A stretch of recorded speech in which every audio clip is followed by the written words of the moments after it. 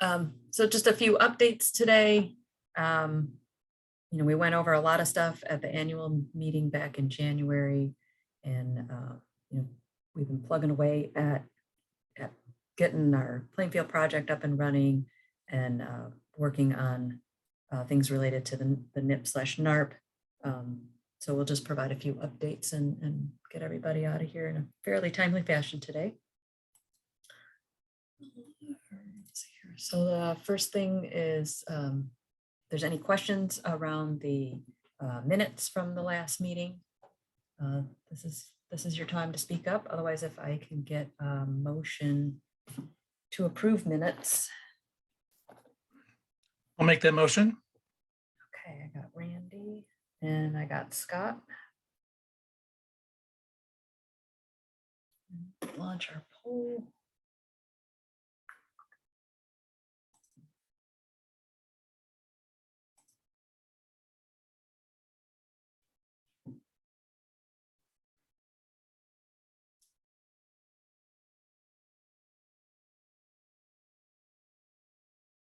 All right, thank you. We have all yeses, but one, except for one abstain. So our motion to approve the minutes is passed. And then while we're here on the screen, so as Doug mentioned, we'd like to try and get back in person. So kind of like to get some feedback from folks. So I just figured just put up a simple poll about in-person meetings. We'll leave this all confidential, but what your feelings are as far as getting back to in-person, if you're comfortable with that or not at this time. All right, cool. So we have 100% of yeses. We're all ready to see each other again. So that will, I believe that's what we're gonna shoot for. So I'll coordinate with Doug and getting us back into our normal meeting location there at the Public Works facility in Plainfield, and definitely get that out ahead of time, just letting people know that that's going to be our plan, so that people work that into their schedules. And so there'll be a little bit more time involved as far as leaving your desk. But it will be great to actually have everybody around a table again. So as I mentioned, our second project location, we talked a lot about it at the last meeting in the lower DuPage in Plainfield. So this is Lockport Street here up at the top end of the map. Down just off the map over here would be Renwick Road. We have a lot of public ownership all along the east side here, between the east side and parts of the west side, between the village of Plainfield and the Plainfield Park District. But then as we zoom in here, these are the private property parcels here on the east side. And so we have reached out to these folks with a letter. Actually, I have a little bit more about that. Yeah, so we reached out to folks, those 9 landowners in late February, about allowing access on the property for surveys, and letting them know that we were going to have survey crews out there. They could contact us with questions, and that we'd be sharing information with them as the process goes along. Like I said, to kind of take a step back. So I believe I guess back in our January meeting, we approved for staff and the board to negotiate the final contract with the selected firm. At the time of our meeting, we weren't able to share the name of that firm at that point, but we are working with Hay & Associates for this first part of the kind of looking at design alternatives, design and engineering for the chosen alternatives, and then going through that permitting process and bid document development. And so Hay & Associates will be working through that process with us. So we finalized that contract in February. I worked with Amy DeBonio over at the Village of Plainfield, and we sent out a letter, kind of a joint letter between the village and the Lower DuPage River Watershed Coalition, and a little background about the project, and asking folks to allow the surveyors to access their property to do the survey work that would be necessary to kind of gather all the baseline information we need to start putting together design alternatives to meet our goals for this project. So I'm working with the folks at Hay, we're working on getting survey dates set up. So we'll definitely let the village and park district know when we get those dates set up. And then we're looking to put together a kickoff meeting in early April. It's a little challenging at this time of year with a lot of folks out for vacation, spring break and such. So we're shooting for early April. We should have some dates for that soon. So up to this point, we had a number of folks that participated on our selection committee. We're going to continue on with a committee to help guide the project. So we'll have staff from the Village of Plainfield and from the Park District. And then I know I spoke with Andy already about continuing on from the Forest Preserve District. But if there's anybody else who's interested in participating on this kind of ongoing project review committee, if you can drop it in the chat, send me an email, and I'll get you on that list as we're trying to coordinate getting our kickoff meeting going. So there'll definitely be hopefully more to share on that in our May meeting as far as at least what the next steps are in this part of the project.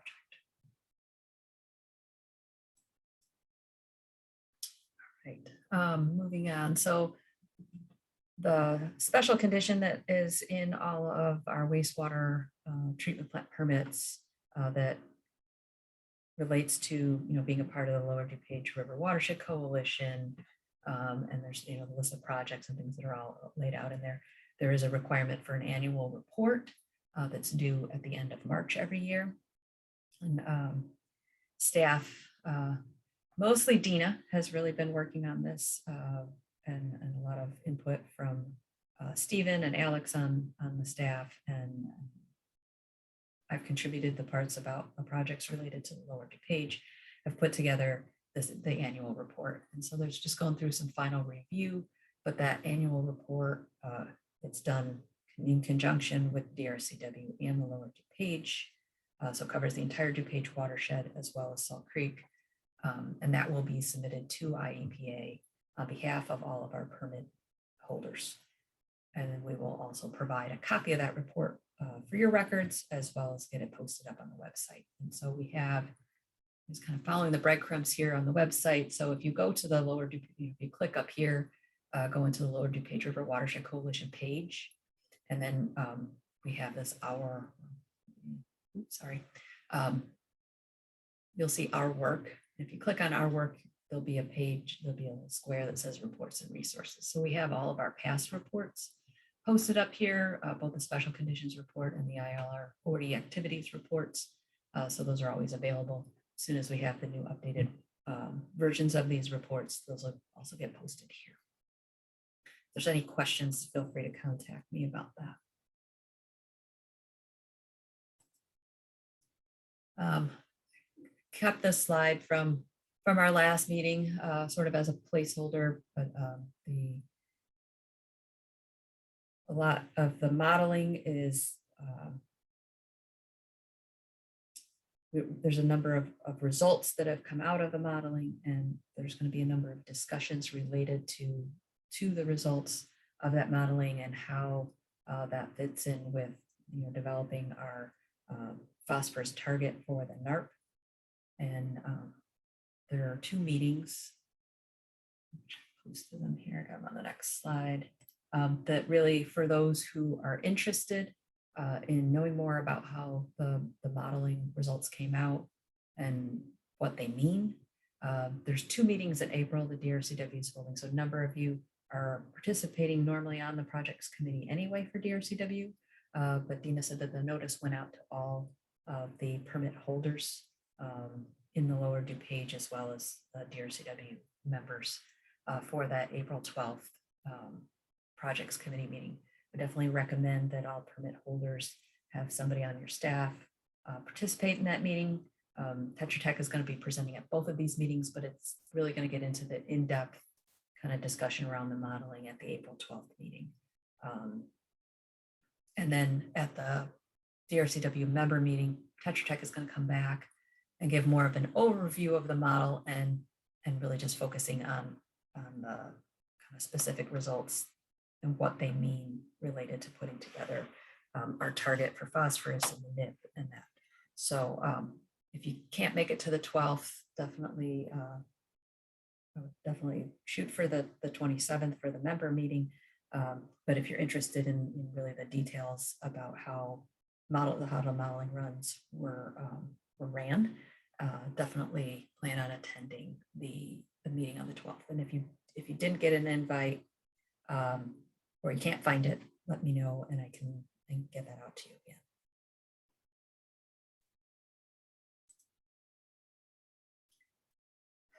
again. Depending on whatever lists you may be a part of, as far as when IEPA sends stuff out, they did send out in February the draft of the 2020-2022 integrated report. So this is that combination of the 305B assessment report and the 303 impairment list. And it was out for comment all the way through yesterday. And Dina had done a large-scale review of all of the different appendices, looking at the 305B part of it, the 303 delisting, but then there's another couple of their appendices of segments that were delisted for various reasons, and then some other pollutant-specific changes that they're making to the way that they're doing their assessments. And so based on that review, Dina had put comments together on behalf of DRCW and the lower DuPage, basically the whole DuPage watershed and Salt Creek. And those comments were submitted to IEPA. Generally speaking, the comments were related to, so for reasons where a segment was delisted for a particular pollutant because they didn't have any data that showed violations, so that was removed. But it just kind of didn't follow through on the assessment part of the report. So it shows up in one table, but not in another table. And so just trying to make sure that all of that information is consistent. And then the other kind of major comment was around methoxychlor, which has been a legacy pollutant, something we don't find in our monitoring when we're doing our sediment monitoring. We don't find it coming up. And in all reality, it's not listed as an aquatic life pollutant. It's listed more of a pollutant related to drinking water supplies.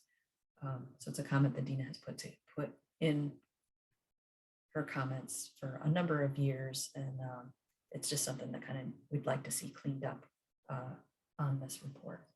So maybe this next go round. But some of the highlights out of the new data compilation coming in the report is that the lowest section, this GB01 down here, is actually fully supporting both aquatic life and aesthetic quality.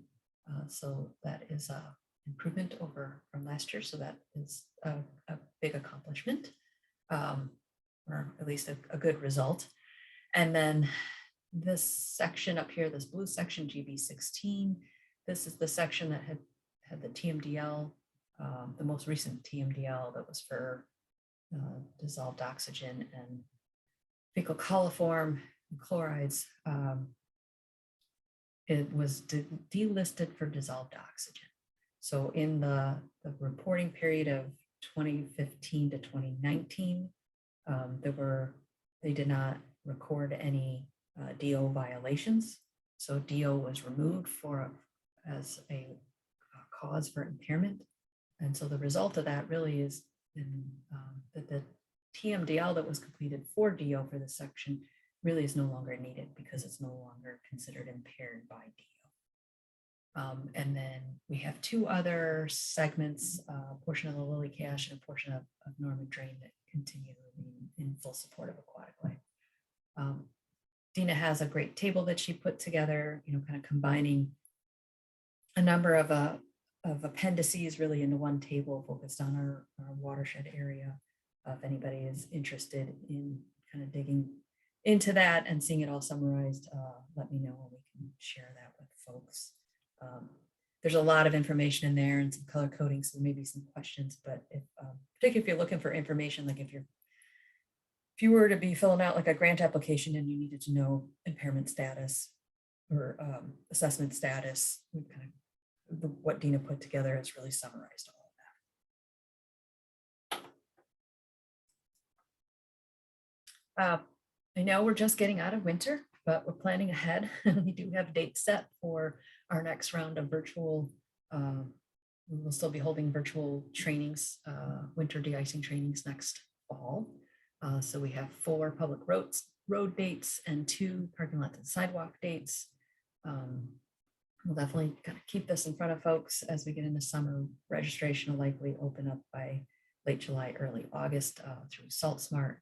And then we'd definitely like to work this fall on doing some in-person calibration workshops. So reach out to some folks and see if we can identify a couple of our partners here, a couple of our members who'd be willing to host a training like that.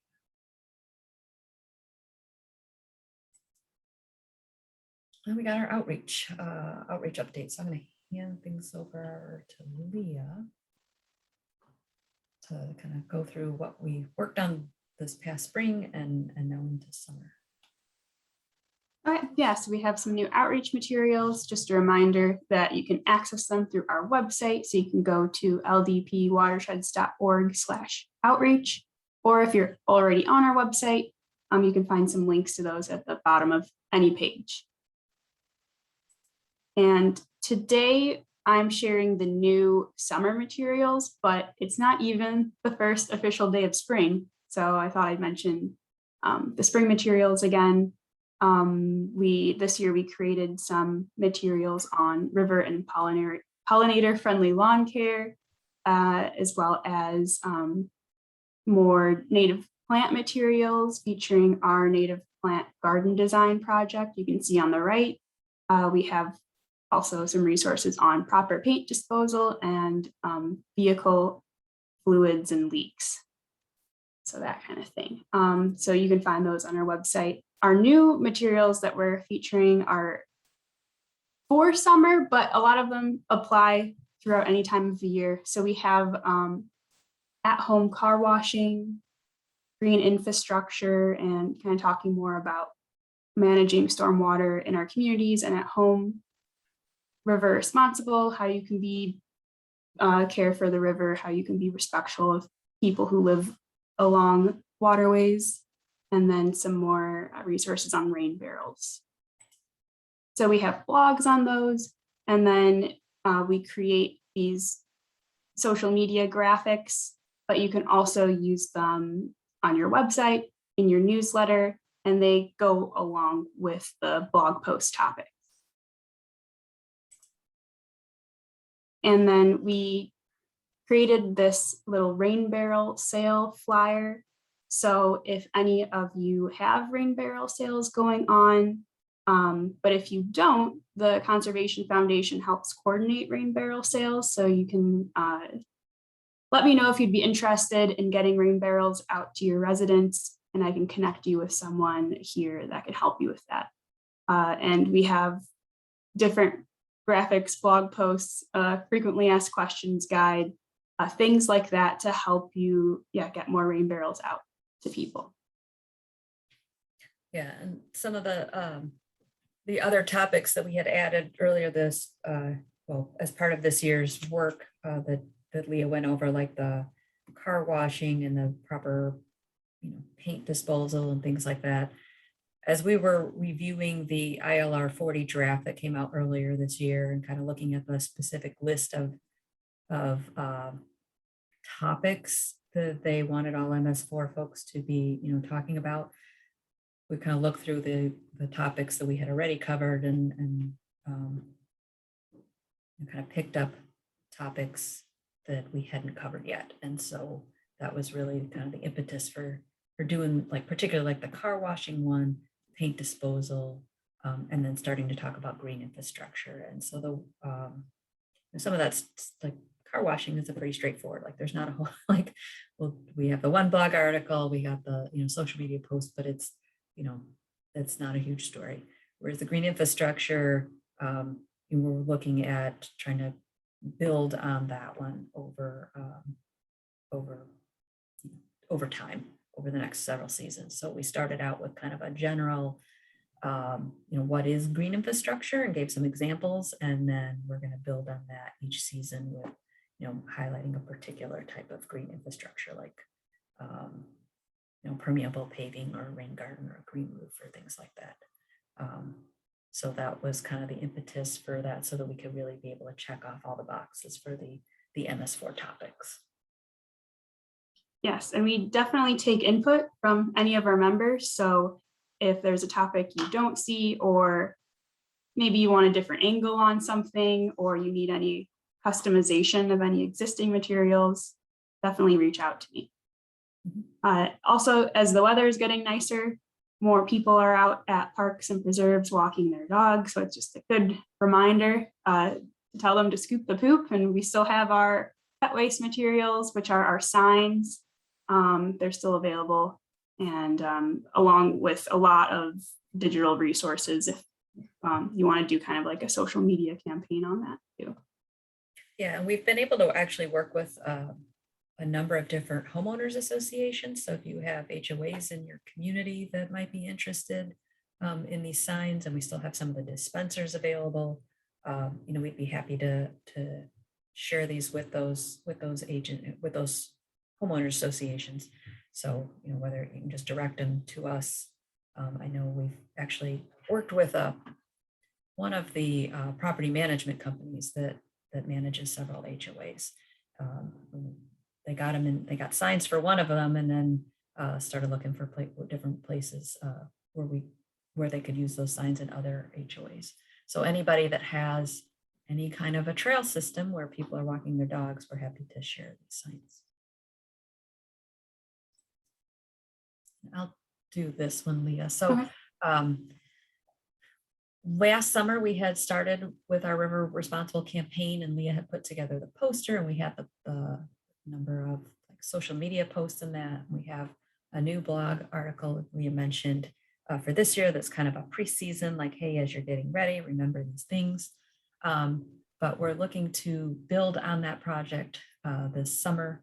I have a meeting scheduled next week with a number of the public land agencies that have launches along the river, all the way from Shanahan and up into the lower parts of the east and west branch of DuPage.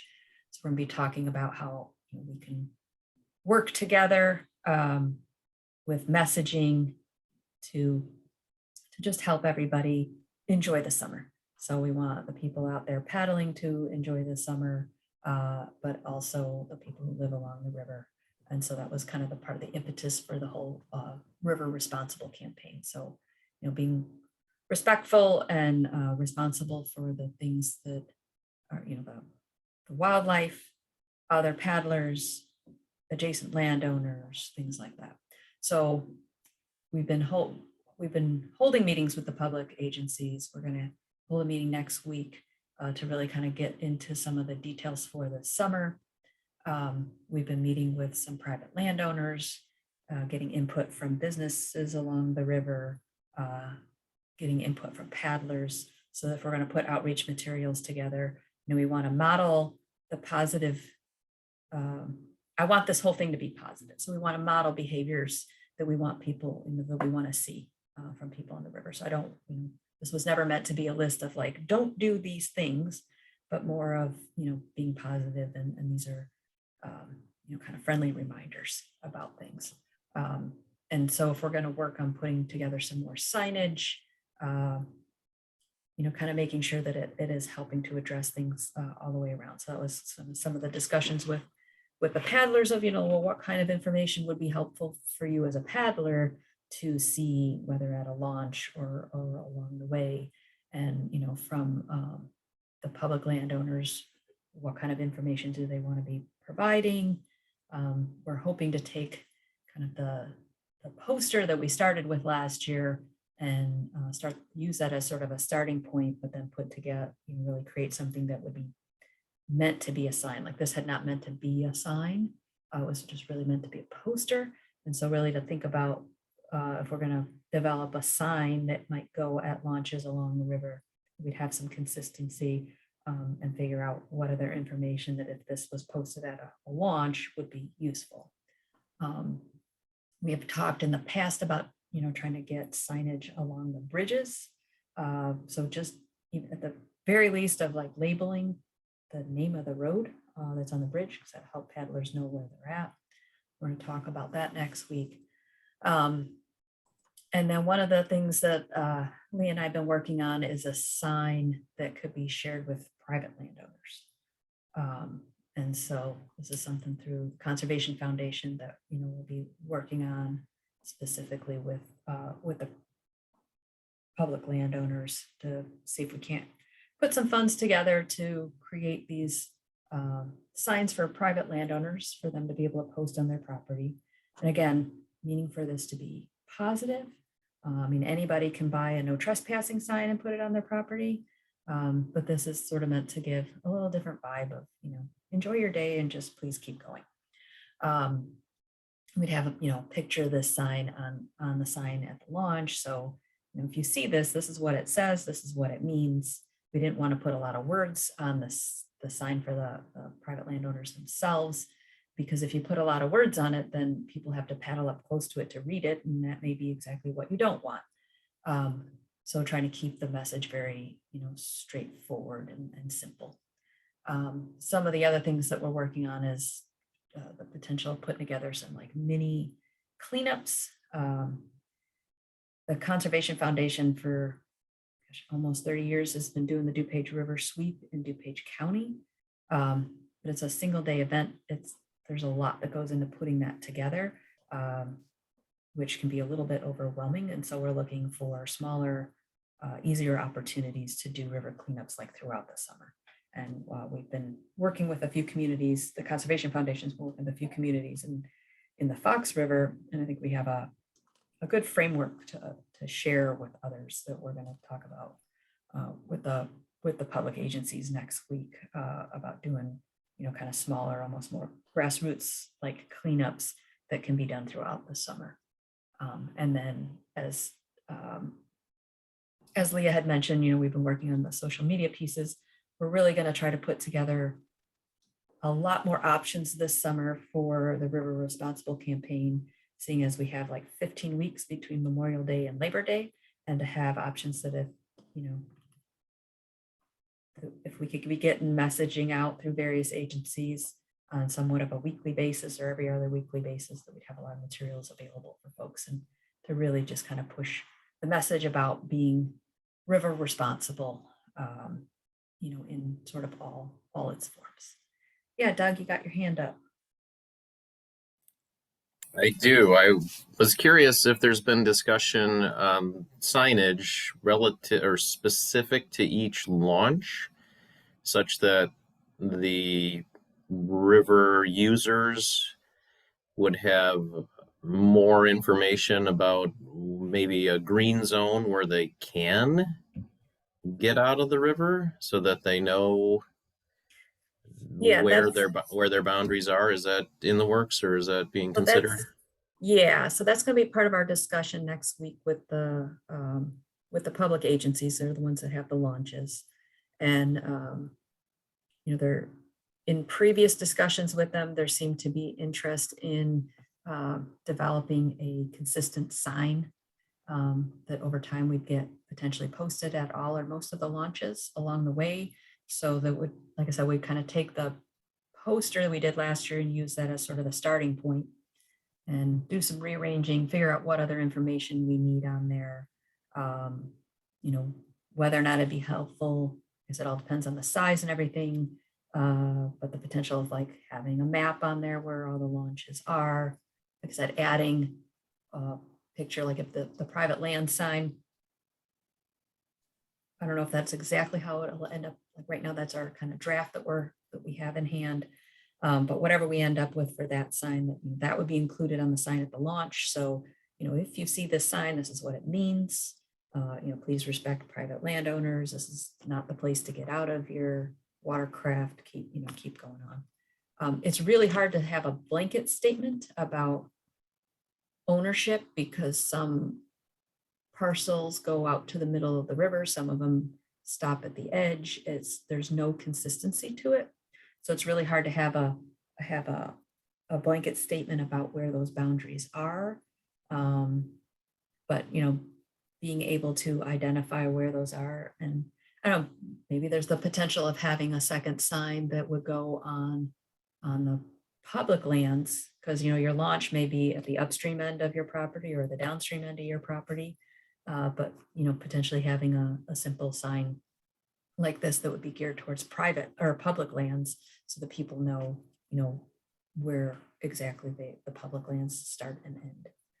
So that'll be part of the discussion next week with those public agencies. Yeah, thank you. The concern I have is that if there isn't a sign on every property, then people might say, well, that doesn't have a private land sign on it, so I'll dock here, or Right. however you want to And term it. I think But if that, they, to your point, it may make sense to say, yes, you can visit this public land, and those are clearly called out. right. And my reference to the map was just so that folks can't say, oh, I didn't know that was a Right. thing, because even if they don't pay attention, or if they just snap a picture of it when they're getting in, it may be enough information to prevent a couple of folks from wandering off where they shouldn't.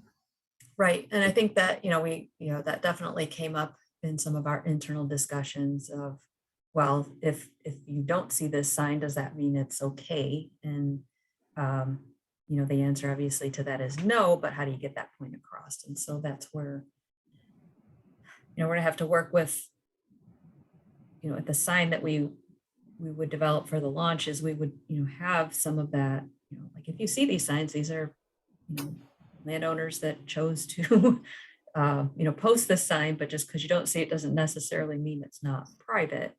And that's where, the potential of having signs identifying where the public lands are would definitely be helpful. Because it is such a mix of, where those boundaries are, that's challenging. And so, I think part of the message will pretty much be, please only get in and out of the river at those public launches. I mean, that would probably be the clearest message. Is, know where the public launches are, and here's where, these are the only places you should be getting in and out, dragging your canoe across or whatever.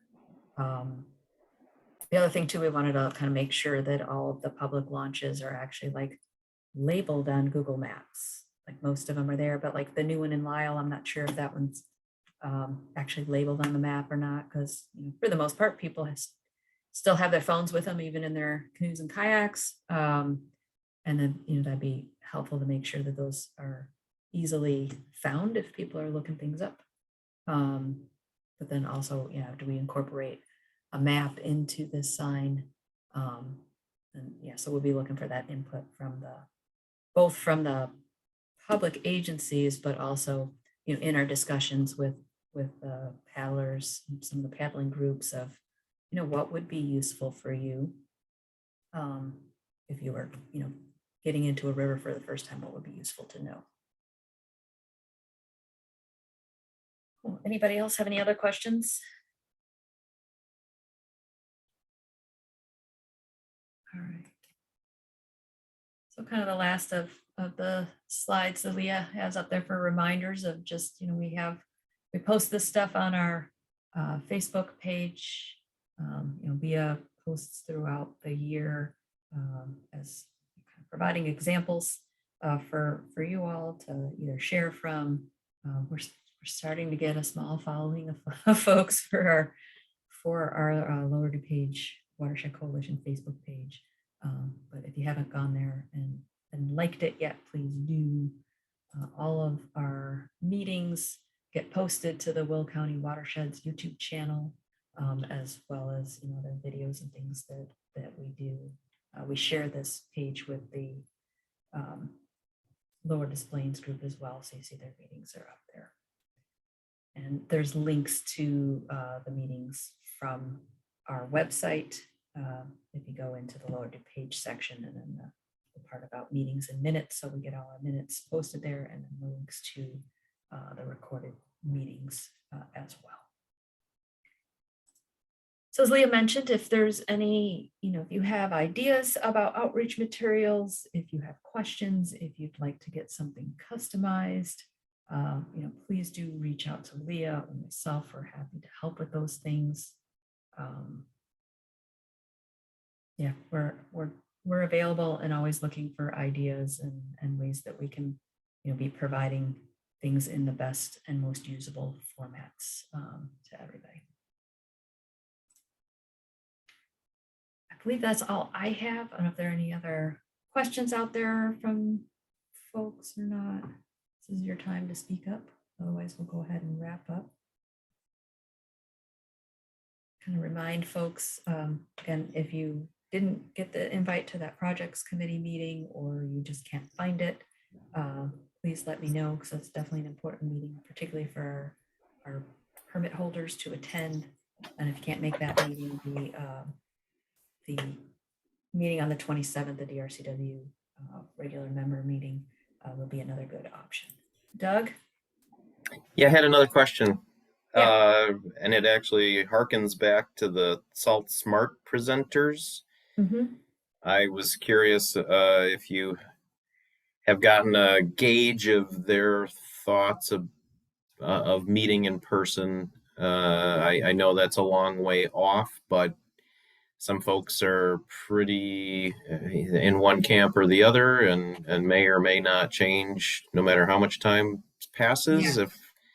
Yeah. We So need.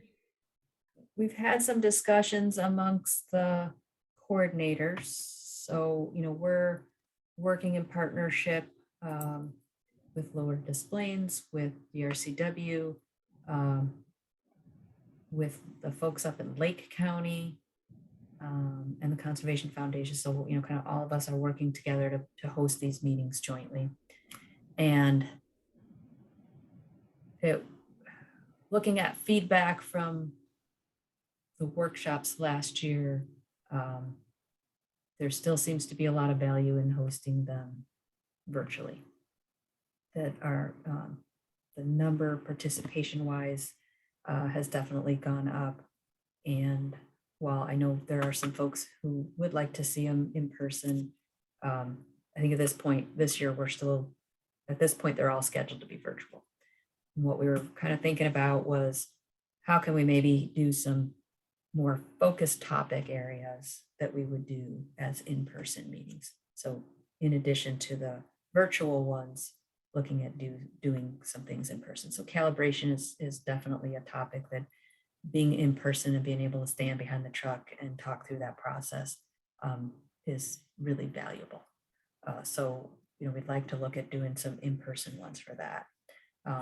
And talking with Stephen, the potential of, maybe doing something that might be a little bit higher level, really geared more towards the public works directors, and maybe doing something like that in person. So we're trying to figure out how to get the right mix of in-person for the topics that we could do a smaller group and be really focused on, versus kind of the broader topics offered in the virtual training.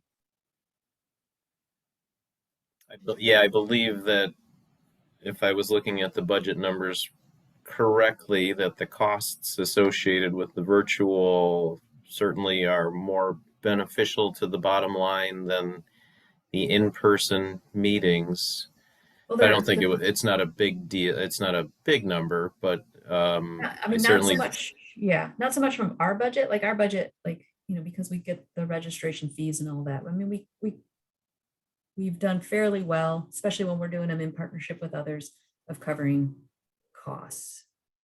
The flip side of it is what we charge. So when we do them in person, to cover costs, I think we were at like $35, I think, a person for members to attend in person. That was per person. And the last 2 years, we've been able to offer the training at $45 a login. So communities only needed to get, one login for each day that they wanted to send staff to trainings. For that $45, they could get one person trained, or they could get 15 people trained. So from the perspective on the other side, for the people coming, doing the virtual ones are a whole lot more cost effective to get more people trained. So that is kind of the flip side of it. You didn't see my receipt from Panera that day for our guys to be virtually training. It was we might have been money ahead to send them on.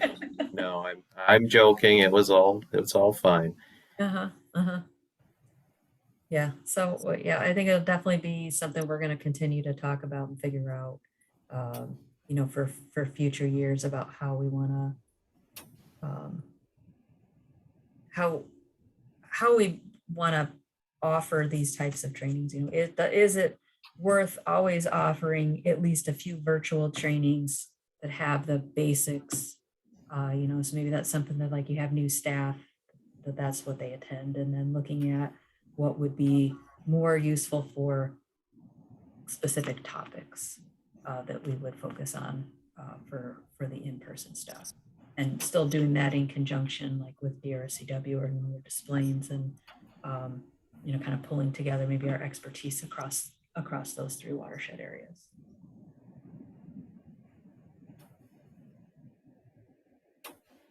All right. Anybody else have any other questions, comments? All right. Well, thank you for attending today, and I will definitely be in touch with you as far as getting our meeting in May scheduled. I think, like I said, right now, pencil it in as an in-person meeting in Plainfield, and we'll have some updates probably by late April on that. All right. Thank you. Enjoy the rest of your day, and I'll see you all in May. Happy St. Patrick's Day to anyone who makes that a big thing. But thanks everybody again for taking them a couple of minutes here to catch up with us. We hope to see you soon. Yep. Right. Thanks, Jennifer. Thanks, Leah. Bye, everybody.